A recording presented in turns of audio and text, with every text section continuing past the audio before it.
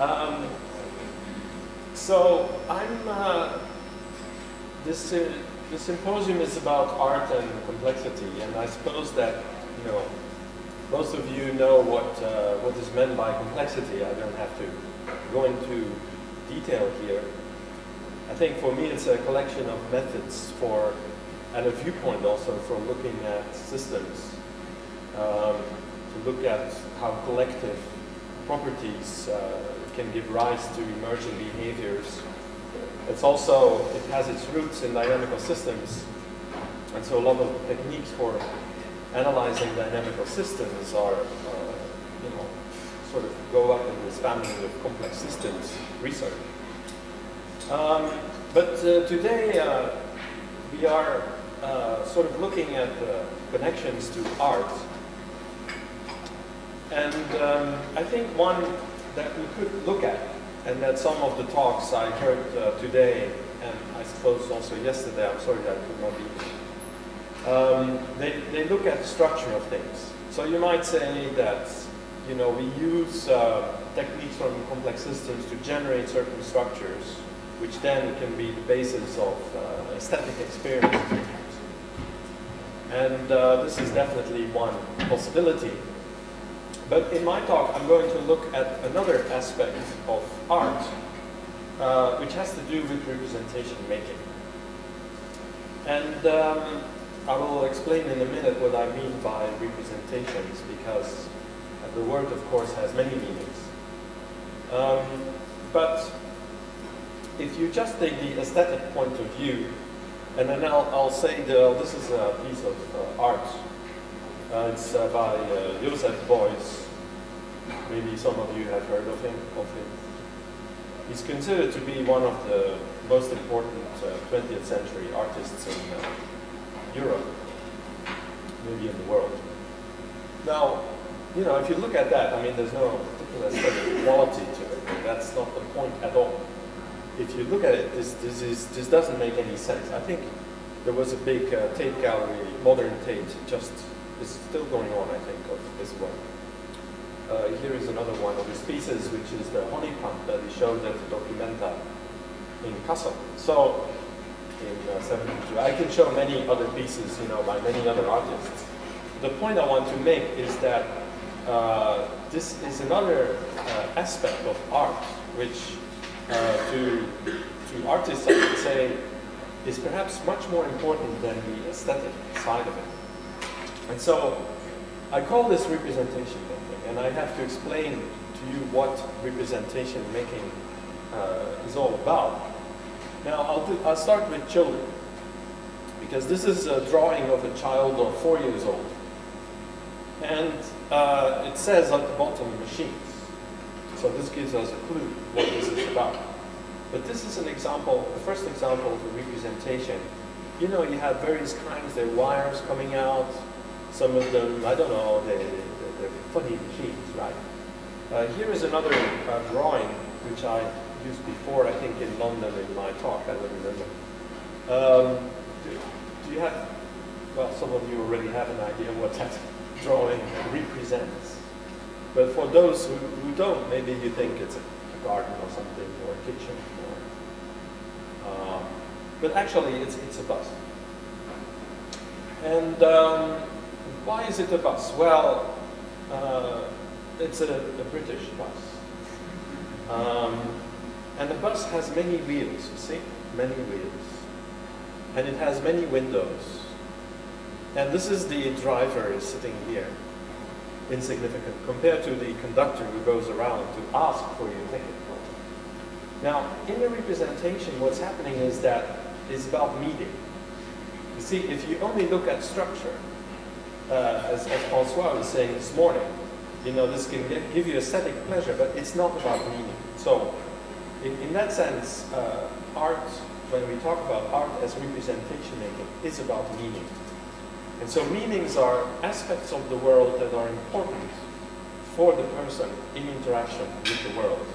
So for this child, what is important? Well, the bus is huge. So the whole page is filled with this bus, right? I mean, it draws, the edges are filled. And the conductor is shown. And you see the hand getting out for asking the ticket, because if you don't have your ticket in the bus, you're in deep trouble. And you see the windows becoming bigger towards the front, which is, of course, in a British bus.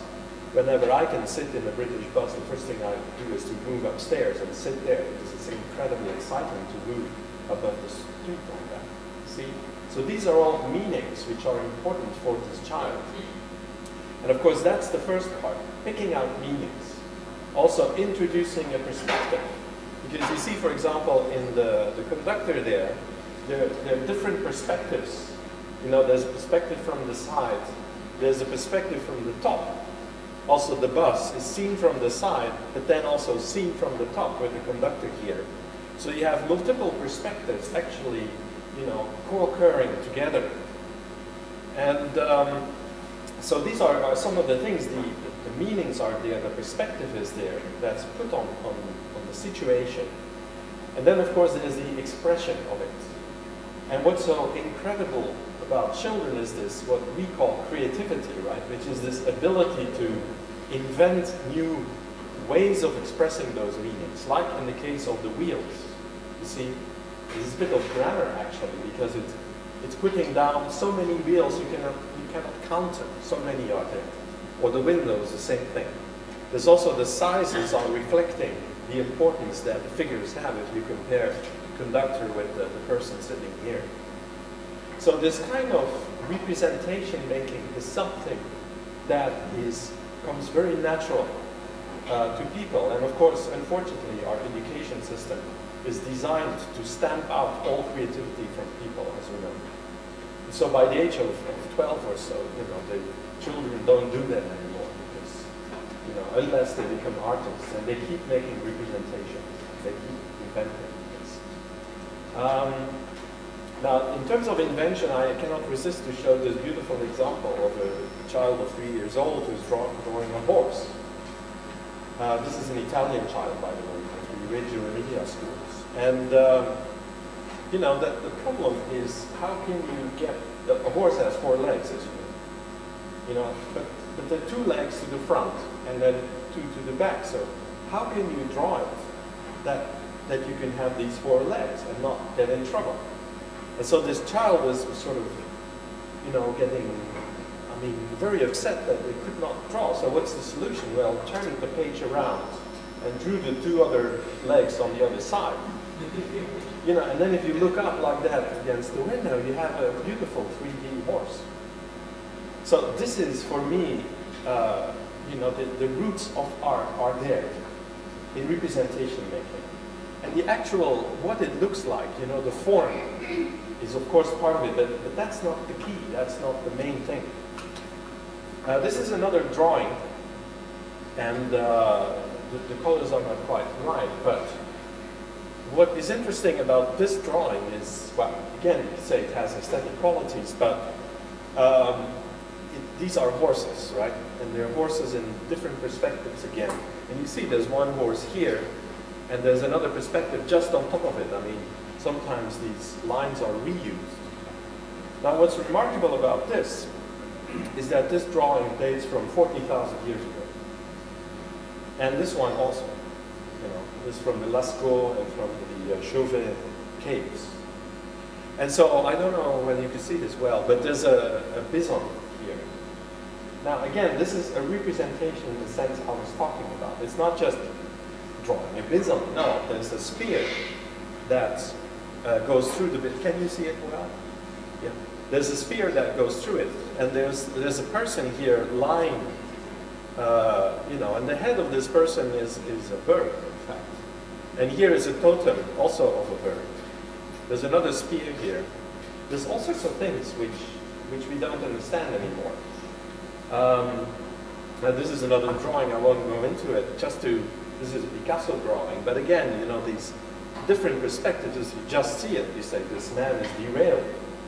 But in fact, it's a way to capture meanings, to bring out meanings, to put in all these perspectives of a woman lying on the bed, okay? And so, if you just take it literally, if you try to understand it, you just don't get it. I mean, it does not make any sense. And so it's a sort of puzzle that Picasso has created for us. And you can look at it for half an hour, you know, seeing other body parts and making increasingly more sense of what is being shown. So this is the kind of... Painter with his model, and there is a name. Excuse me? The drawing is of painter with a model. There are two persons. Oh, okay, okay. Okay. Good. So, so this is the kind of thing that I'm personally interested in, because if you want to understand, you know, cognition, then this representation-making business is actually what makes us unique. If you're looking for anything, a unique characteristic, it's not because we can run faster or see better, you know, or we can do whatever. No, I believe that this representation-making is actually the key to understand our humanity.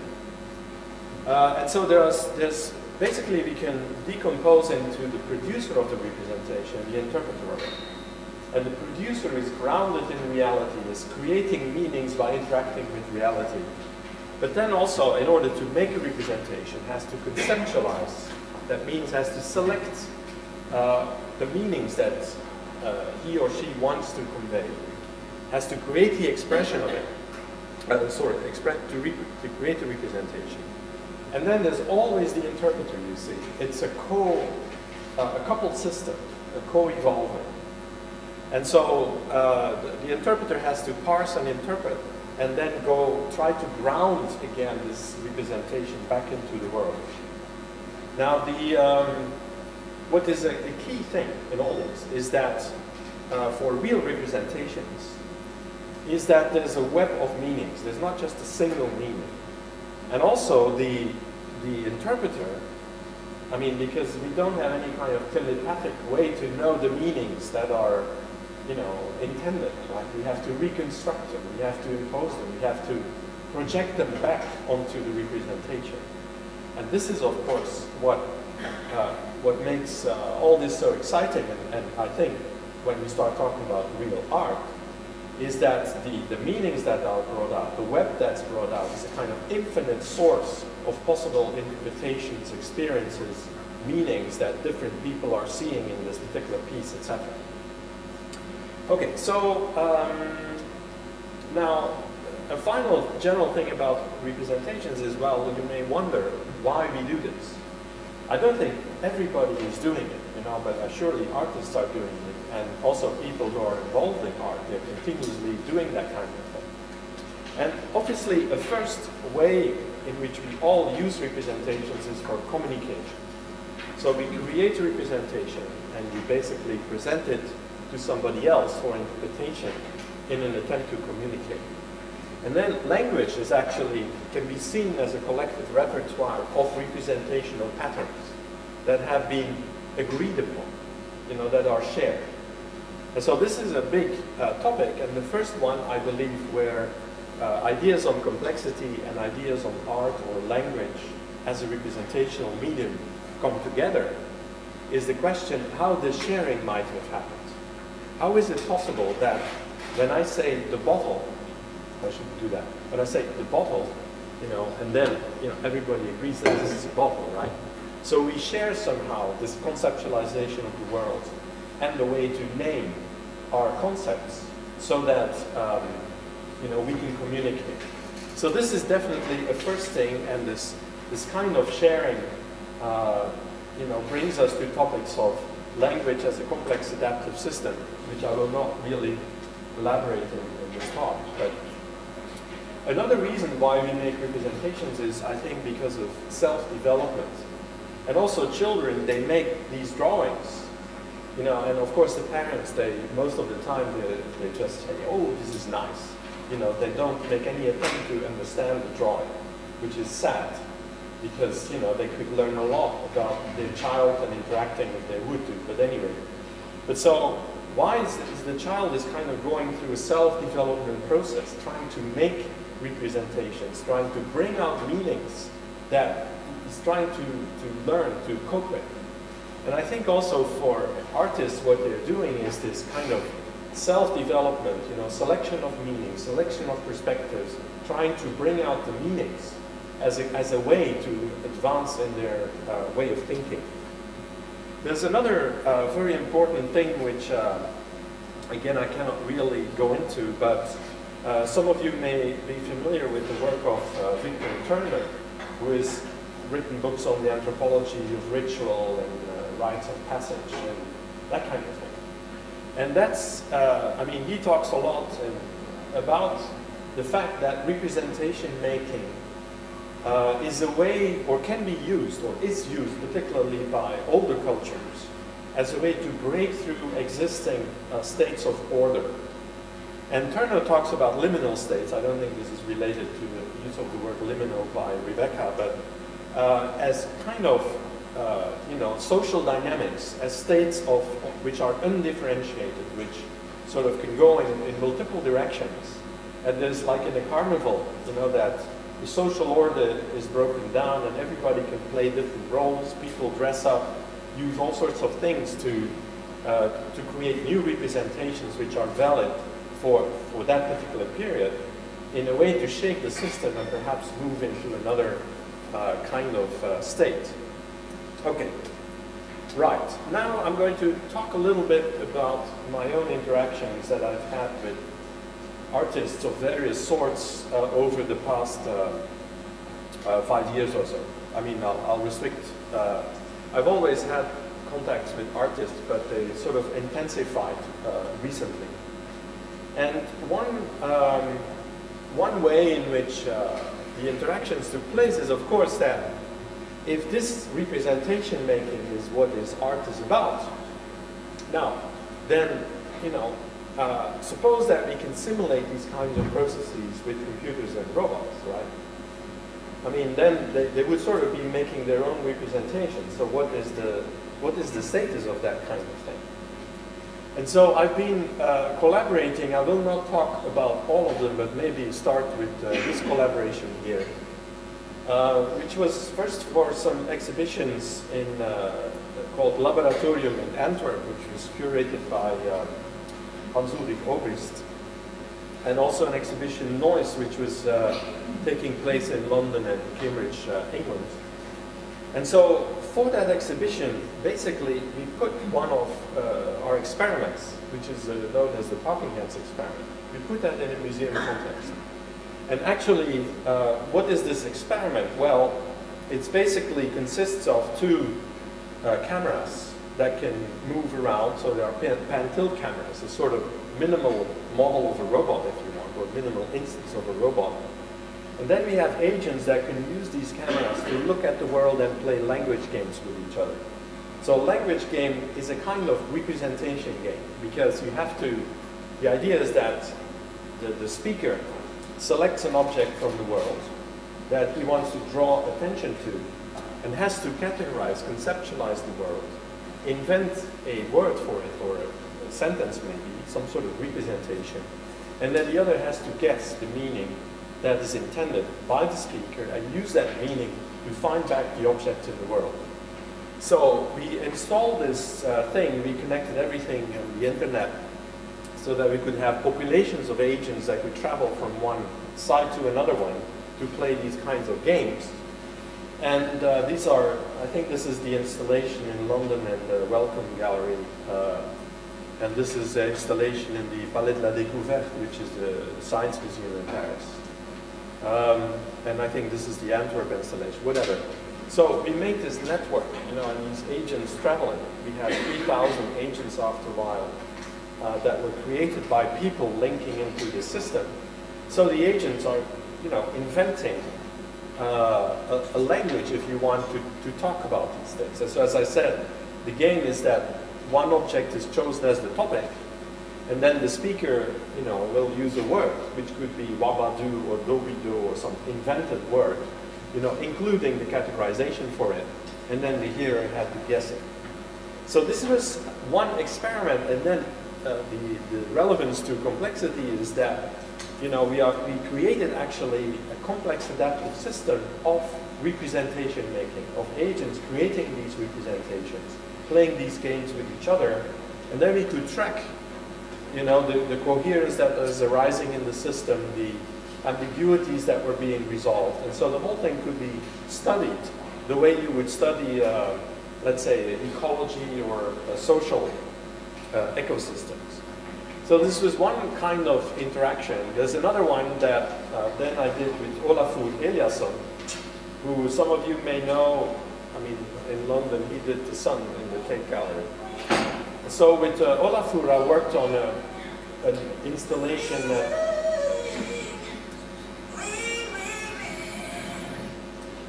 okay. Thank you. I needed an element of humor in my talk. So with Olafur, we sort of applied the same idea. So we made a thing called look into the box. And you look into a box like that. And it takes a picture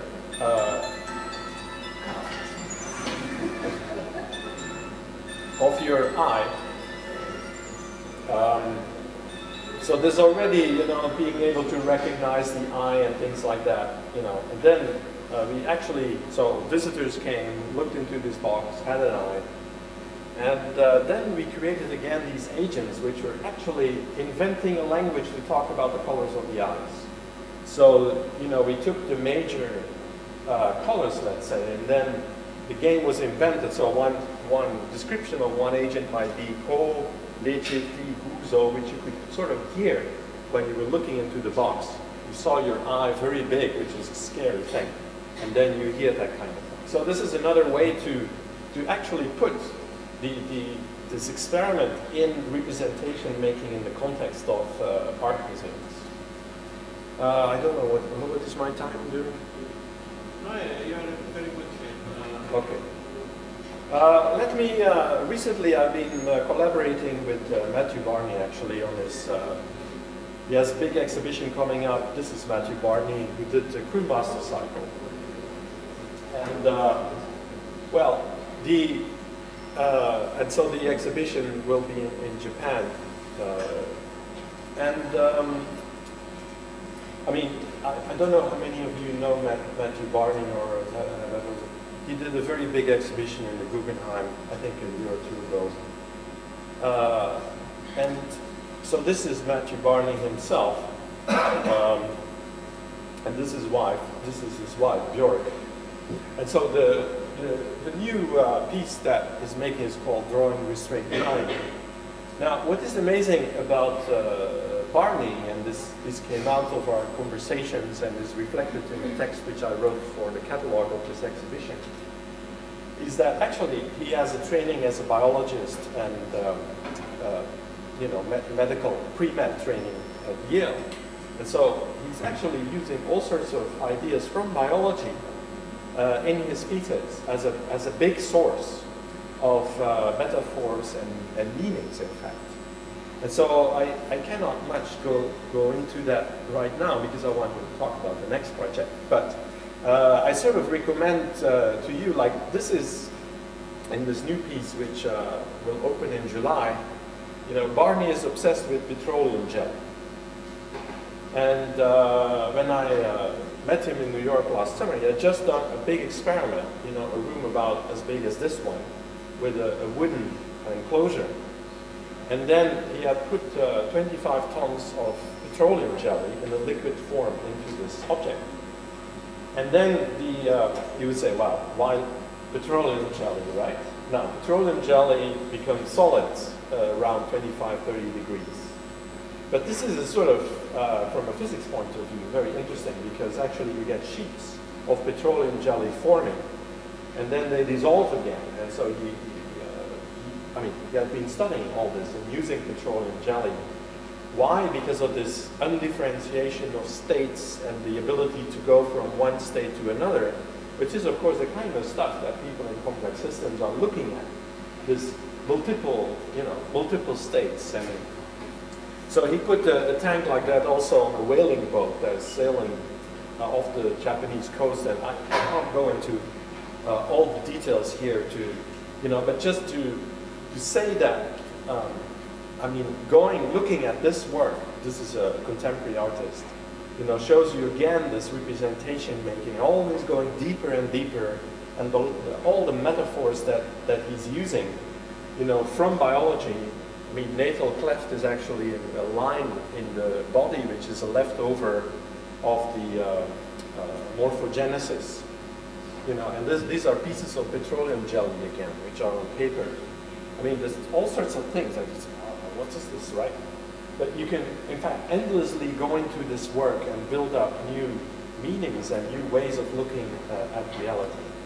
Okay, so these are some of the things that I've been involved in the past. And now, more recently, I've become involved in another project, which is a theater project. And, okay, oops, sorry. And this theater project is going to, if you're in the area, is going to be premiere in Avignon at the theater festival in July.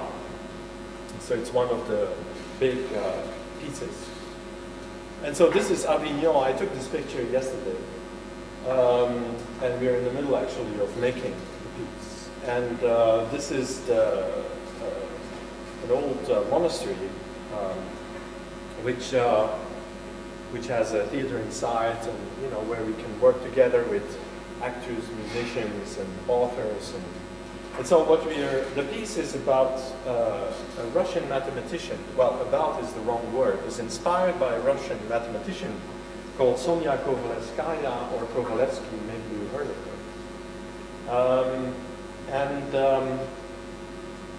her. So Kovalevskaya is famous for two things. First of all, she was a student of Weierstrass. And Weierstrass, as you know, at least people in this building probably know, is one of the founders of analysis as a discipline, you know, and played an enormous role in the arithmetisation of calculus and mathematics, and so in general. So she was a student of him. Now, you have to imagine that at the time she lived, which is from 1851 to end of the century, basically, women were not yet allowed to study at university. So one of the things that she did is actually to fight for the rights of women to study and you know, to be taken seriously as scientists. And so the whole debate, which happened actually, whether the brain of women was, you know, capable of doing mathematics. They actually took her brain when she died and investigated it. It was a big issue in Parliament, you know. And so she played an enormous role. And as maybe you heard the controversy of Larry Summers at Harvard, who also believes in some sense that women are incapable biologically to do science. But so there's all of that, you know, the story of her fight for the right of women to do science. This is a big theme, in fact, in her work. Now, so the mathematics with Weierstrass, and she did the Cauchy-Kovalevsky theorem, which some of you may know. But then she also worked in physics. So particularly in classical mechanics, celestial mechanics.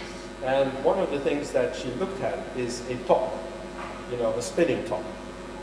So this is a spinning top. And it's sort of, you know, I was not obsessed with tops before, but since then I've become obsessed. Now, look at this movement, and it turns in the other direction, right? Which is already a question, why it turns in the other direction. But you see this kind of shuddering movement, and then regaining, and then shuddering again. And this is the sort of stuff that, you know, when we are going into theater, right? That's the kind of emotional feeling almost that you have with respect to this object that is an element, you see. Of course, what we are not trying to do at all is to do a biographic telefilm of Kovalevsky's life. We are really trying to make representation sense that I have been talking about the past, how think tops are born. I mean, this is a top, you start to spin it, and then it turns around and continues to spin on its top. I mean, I have never seen this before. Now, this is a guy on the internet, you know, playing with tops. And he has two of them turning in his hand. And now, watch what he's doing. They're connected to a cord. And so, this is in slow motion, by the way. And he lets it go and keeps spinning, you know, and that one keeps spinning too. So tops are amazing objects. This is Olafur again. I mean, just by accident, he sent me, you know, I told him I was doing something with these tops. And said, oh, really? Well, I'm currently building a drawing machine, which will be for a big Einstein exhibition in Switzerland, which is actually below it. You know, there's a mechanical system, right, going around. It's not a top, but it could have been something like a top. And he's drawing these elliptic figures. And you see also for the analysis of the top, the elliptic functions are of great importance. And so there's another person interested in tops. Okay, so, well, I should probably stop this. You can build this yourself. It was a big thing in the 19th century as well. You see there's some weights and everything. Okay, so what are the threats that we are trying to put in this? Well, first of all, of course, the personal life. You know, she was born in Russia at an estate. She had a mariage blanche. Mariage blanche is if you pretend that you get married, and everybody thinks, you know, you get married, but actually you don't. And this was a big technique that women used in that period to get out of Russia and to be able to study. And so there's all sorts of funny things going on with this husband who at some point actually committed suicide. So she was also all the time traveling, you know, writing these correspondence with almost everybody, Dostoevsky, Darwin, they're all there, you know, all in letters, and so we have lots of letters that we're using. I already told you about being a student of mathematics, and she was Acta Mathematica, which was founded at that time. Then the threat, another threat is this physics of spinning tops. She worked on the rings of Saturn. And actually, she was very close to Poincaré also. She was also in Paris. You know, and just at the time that you may know about the three-body problem. And Poincaré, who wrote a big paper for the Oscar Prize, which was orchestrated, of course, by Leffler, together with Kovalevsky. And so there was, the prize was given by the king, and then an error was discovered in publishing. You know, and it's by dealing with the error, actually, that Poincaré discovered the notion of chaos and the notion of homoclinic tangles and, you know, the language of complex dynamical systems and phase spaces and the Poincaré section, all of these things, you know, they were discovered actually at that time. Now, unfortunately, she died when she was 41. I think it's a little bit of a suicide, but you know, she died in Sweden, where she had become a professor, the first professor in mathematics in Europe at that time. So these are all topics. And the thing for which she's most famous is actually the Kovalevskaya top. And, you know, of course, the top is a chaotic system, generally speaking. But there are three cases which are integrable. And there's one that was found by Euler, which is basically has to do with where the center of gravity, the center of mass is of this object, and also the axis of symmetry. And another was found, I suppose, here in Torino by Lagrange, as you know, Torino worked here. And so he was also able to solve a particular case of a spinning top. This is more like the top as you find it in the rotation of the Earth. And this is, you know, more like one that's fixed on the surface. And so she found a third case. And later it has been proven that there are no other cases that are integrable. And so this whole thing is, I don't want to scare you, but you know, This whole thing is, of course, oh, I don't have to be more. Well, never mind. I was going to show you a paper on the top. So this is really physics at its, I would say, at its best, you might say. You know, this is enormously complicated in terms of mathematics. I think the paper which he wrote in French on the rotating tops, which got Prix Bourdin from the French Academy, there are very few people who are actually able to read and have read, you know. But still, at the moment, this conference is being held on the top, on the Kovalevsky, Cauchy-Kovalevsky theory and all those kind of things. Okay, so, but then, you know, this is all incredible stuff, right? But then she was actually heavily involved in politics. And there's a movement in the 19th century called nihilism. I don't know whether you know about that, but which is a sort of freedom movement that took place partly for liberation of women, etc. And so she was very much involved in this. And of course, is the beginning of the, you know, the first ideas of the revolution. She was also involved in the Commune uprising in Paris, surprisingly. I mean, I don't know how this woman did it, you know, but one week she's in Paris participating in the revolution there, and then the next week she's with Weierstrass trying to solve mathematical theorems. And then, but she wrote also a play, she wrote novels, she wrote poems. It's just incredible. Now, the question is, how do you make anything out of them, right? I mean, it's such an overwhelming source of stuff, historical, scientific, mathematical. Also, the person itself, the personality, right? The marrying to get out of Russia, you know, fighting to be. I mean, she had to be hidden to get into the lecture room to be able to follow classes. She was not allowed to follow classes in Berlin, all that kind of stuff. So now, what we do, I mean. Well, the first thing is obviously that if you make these kinds of pieces, if you're interested... 10 more minutes, easy. If you make these kinds of pieces, I mean, you don't do that by writing a text, and then the actors learn the text and they play it. Okay.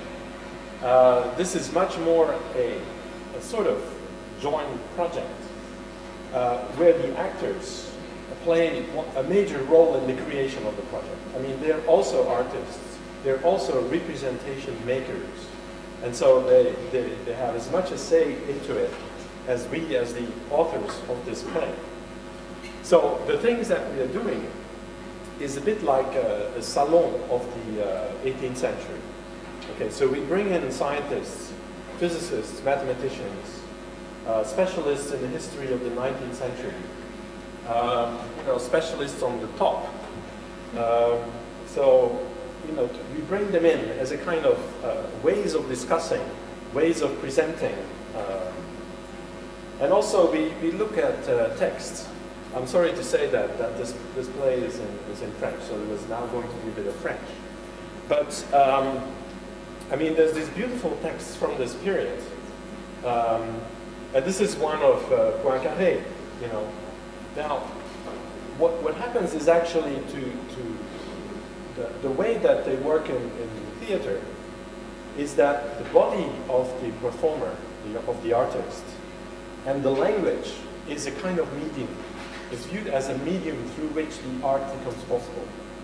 So one of the things that is being done is to kind of go through the body or go through the interaction, and that way bring out meanings of those texts. This is just a quote, by the way. I'll just translate in English. The scientist doesn't study nature because it's useful. He studies it because he takes pleasure in it. He takes pleasure because it's beautiful. Now, if nature would not be beautiful, it would not be worth to know it, and life would not be worth to be lived. Of course, you have to hear this in French, right? This is another piece, is that actually...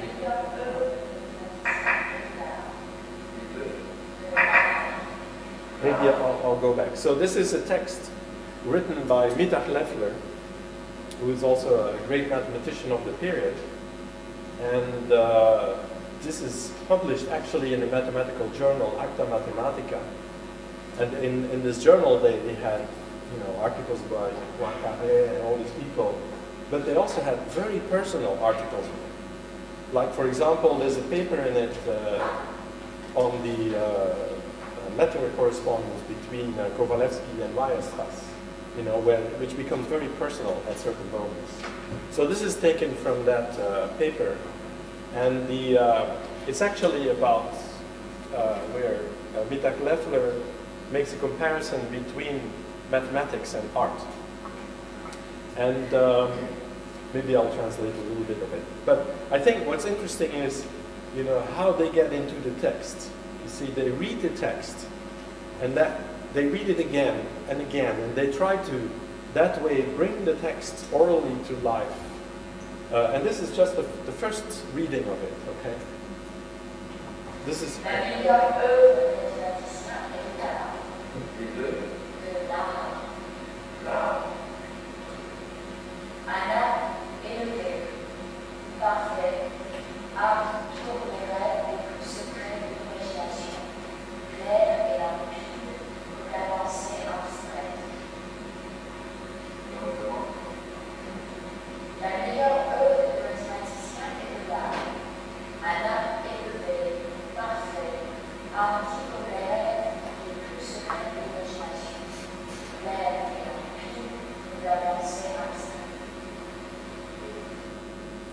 These are, by the way, the three actresses that are going to play Kovalevsky, because, this person is so complicated. You cannot just have one actress. So we have three, and they intermingle. It's like the perspectives that I've shown in the Picasso painting or the child's drawing. You view it like a kaleidoscope. Is that the word they use? So it's a sort of, you view from different sides. And so she is a Russian, which is very useful because now we can have some Russian in it. And she's American, Romanian, and then she's a French actress. And so, the text that they were reading, she was reading, was about art as the mathematicians talking about their own work as a kind of art in the sense of, of course, as a sort of very abstract art, something very pure that they think about and they okay. Now, of course, we also look at the graphics and the pictures and this is work from,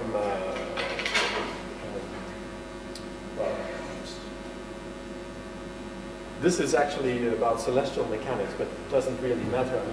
These tools, the ways of looking at complex dynamical systems by transforming from one representation space to another representation space. And so that's also something we are very much looking at.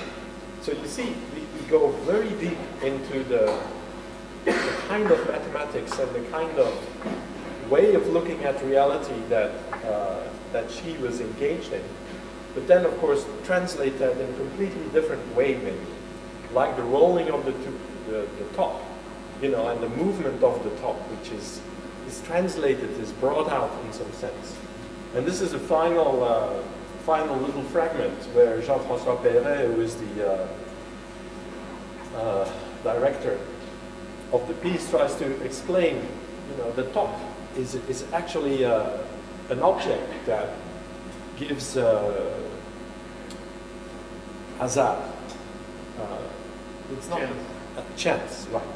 So it's an object, which they used to use actually for making predictions, like an oracle, and in Egypt and so on. And so you have the top, and you say, well, if it goes that way, it will be this. If it goes that way, I will marry this person, or I won't marry this person, something like that. So in a way, it's the, almost randomness, unpredictability. And of course, that's a big theme in all this work, right, in physics, to try and predict, to try and make models that can tell you the reality. But then you're confronted with these systems like this top, where you cannot predict reality because you have chaos, you don't know the initial conditions exactly, so very soon you know, you will get divergence of trajectories.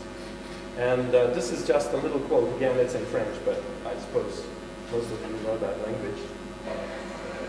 Ça veut convaincre le hasard, d'en dire des choses. So, hasard. Il y a des cours de mathématiques là-dedans aussi, c'est-à-dire celles qui vont aussi révolutionner les mathématiques. Bon, peut-être que c'est ça l'attaque, peut-être c'est absolu, peut-être non. C'est pour ça que je dis, n'essayons pas forcément de réconcilier les choses. Il y a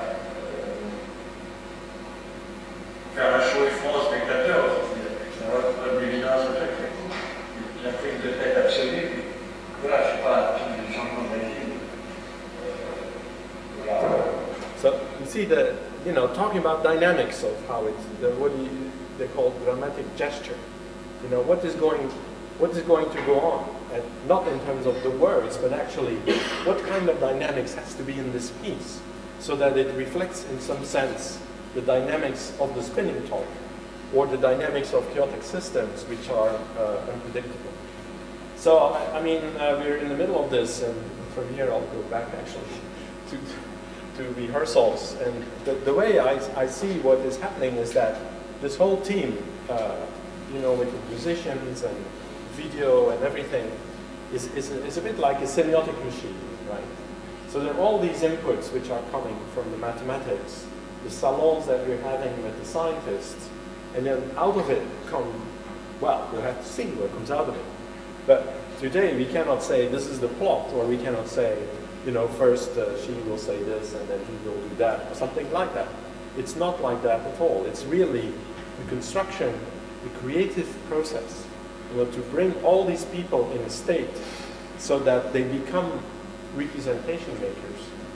And I think, well, if you want to see the result, you'll have to come to Avignon to the theater festival, and or else they will play again in Paris and some other cities in Europe in 2006. Okay, that's all I wanted to say. Thank you. Do you ever sort of put in a little bit of complexity thinking, introduce it surreptitiously or subtly into the proceedings, or is the whole thing enacting all these principles? First of all, the whole, as I try to say this with the semiotic machine, this actually, I think, is like a complex system in the sense of open-ended, getting inputs and being transformed into representations, into texts, into gestures also. Gestures are incredibly important in theater. So right now, for example, we have who wrote this book on embodied mathematics, and we studied the gestures of mathematicians and how their body, you know, interacts. So we are looking at that, and that's another input into this. I don't know how I should call it. It's like a soup, which is cooking, and so in that sense. Now, of course, I don't need to put any more complexity in it, because it's by itself a complex system and self-organizing. So the performance that will be shown on the 9th of July will emerge completely from the things that have been put in and the interactions that have taken place. I didn't mean put in complexity in the sense, because as you say, it's very much a complex system. I meant, are you introducing the ideas, articulating some of the ideas for the actors, so that they begin to understand at a different level that what they're doing is actually embodying this complexity? No, we do that, yes. I mean, we've had talks with historians of mathematics, with mathematicians themselves. For example, we probably will bring in the three-body problem, you know, and all the excitement around it, that Pantera and the prize, and failure, and the letters that they write to each other. I mean, Mita Kleffler got so, you know, worried that they send out domestique to retrieve copies of the journal because they had already printed the bad paper.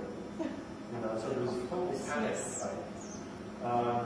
So all these processes, but then you have Andrea Venturelli, who is an astronomer, and working on the three-body problem, and recently they discovered that under certain initial conditions, you actually get these kinds of orbits, which he calls Hippo orbits. And so during 2-3 hours we talked with him. I mean, and they pose the questions.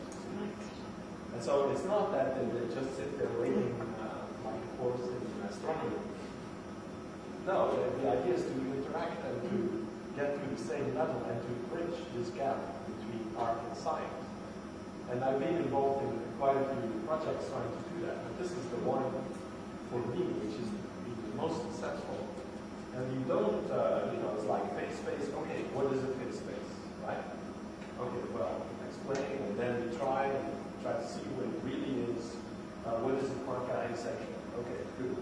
Now, I'm not saying this will come out in peace, but this will all be transformed by this symbiotic machine and end up somehow in the representation. And so that's I think, for me, the great thing that I can see this thing in action and participate in it that way. I mean, like I was talking about Matthew Barney, he has basically part of the biological background, or also in this case, the idea of chaos you can explain, right? Also to somebody who doesn't know all you don't have to go to the level of equations, but the fundamental idea of what it means to be chaos in a deterministic system. I mean, you talk about that, you explain it, and they grasp that kind of concept. And then the question is, how can it be represented, in this theater piece, right? And so I think that the gap is, what I find is that these artists are willing to go along. I'm sure that they are willing. The question is whether it is possible. Oh yeah, I definitely believe so. And I think also from the other side, I mean, there are a lot of scientists who are completely immune, it seems, to art. There's also, I think, a very big gap there. Because most scientists don't even know that these are representations. They take things at face value. They don't look for, they even are, they don't even know how to start. This brings me to another question which I had. In another lecture, we had this, at least a glimpse of the possibility of having a rather wide range of people and stations in life involved in more science. In the activity which you were described, it is, of course, also very, very fascinating and very much attractive to go this way. And it seems to me that it's actually a question. How do you see the social organization of it? Can it be reproduced at which scale? It is a scalable model for integration of cultures. Even at this small level, how do you succeed to get it done? Because many of us have tried and succeeded quite partially. Could you comment on this? Well, I think it only works in small settings. And so everybody has to participate. Everybody has to be open. The scientists have to come from their podium and be stopped, and definitely not give talks. If they start giving talks, then they're not ready. So they have to be stopped. No slides. Right on the board, that kind of thing. So, and every concept needs to be explained. You cannot just throw terms at us and then. So these are certain rules, I think, that can be scaled, so that can be reused in any case. And also in Avignon, we're going to have some additional salons where scientists and philosophers are invited to have this kind of interaction. And one important point which Jean-Francois is emphasizing all the time is that the theater is in the driving seat.